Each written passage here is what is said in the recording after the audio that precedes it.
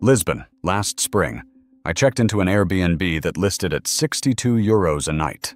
By the time I reached the final payment screen, the total for 4 nights was €390. Not $248, which is 62 times 4. $390. The gap was €142. Cleaning fee, service fee, a city tax, and something called a check-in coordination fee that I had never seen before. I paid it because my flight was landing in 3 hours and I had nowhere else to go. But that night, sitting in the apartment, I started doing math I probably should have done before booking. Hotels design your experience through space, scent, lighting. Airbnb hosts design your experience through price. And the pricing architecture of Airbnb is more complex and more deliberate than most guests realize. Start with the platform cut. Airbnb charges a service fee to the guest, typically between 14 and 16% of the subtotal.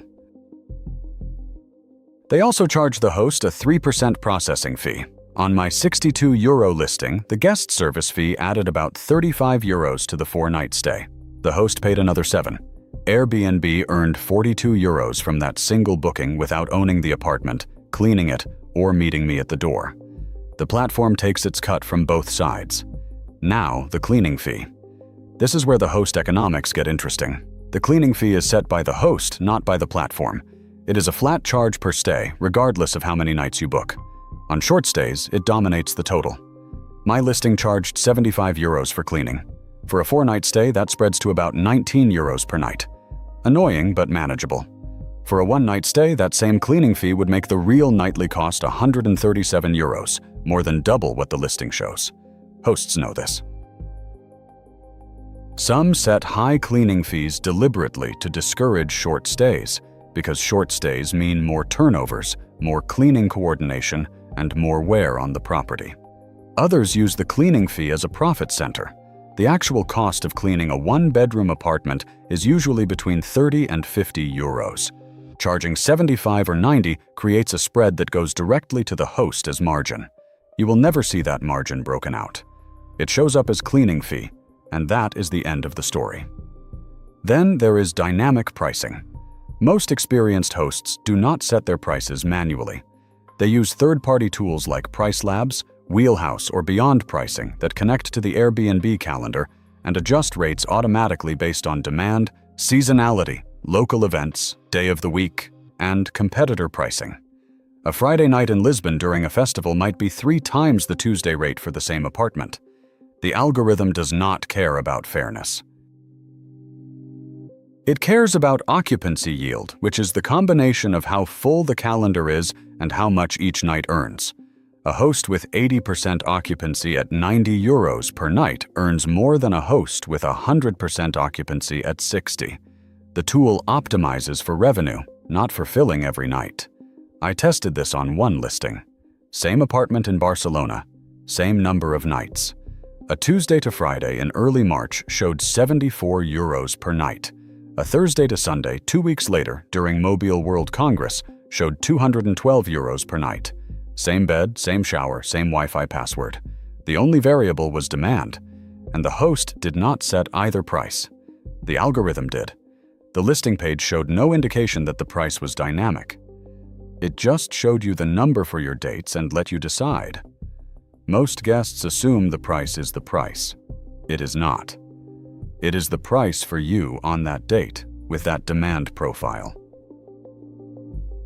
A host I had a long conversation with in Porto explained the Superhost calculation to me. Superhost status on Airbnb requires maintaining a 4.8 rating or higher, a response rate above 90%, and at least 10 stays per year with less than 1% cancellations. The reward is a badge, better search placement, and a 5% bonus on certain bookings through Airbnb's referral program. But the real value is visibility.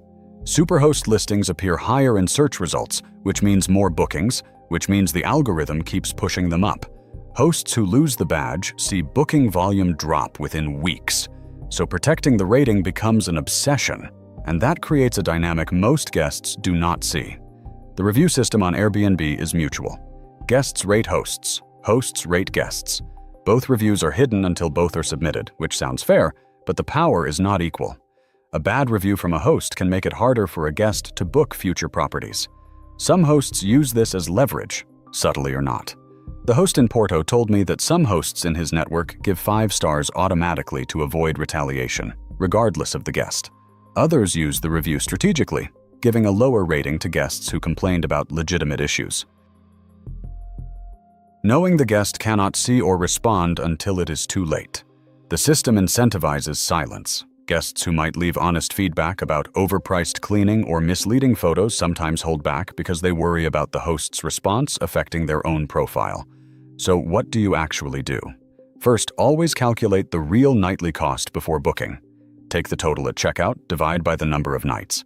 If that number is significantly higher than the listed rate, you are paying a front-loaded fee structure designed to look cheaper than it is.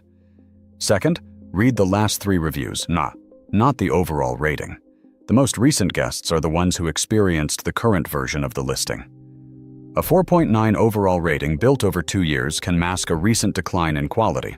Third, compare the Airbnb total against a mid-range hotel in the same area for the same dates.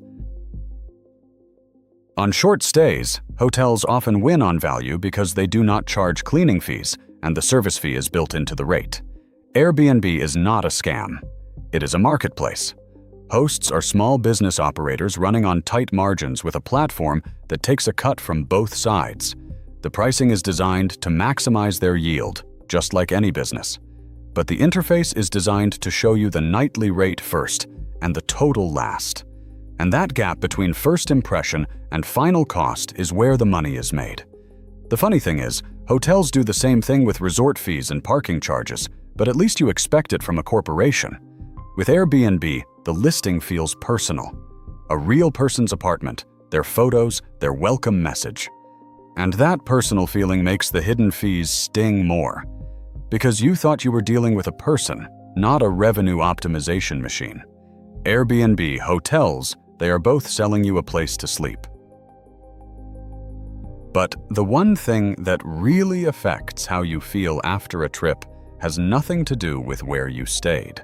It is what happened to your body while you were getting there.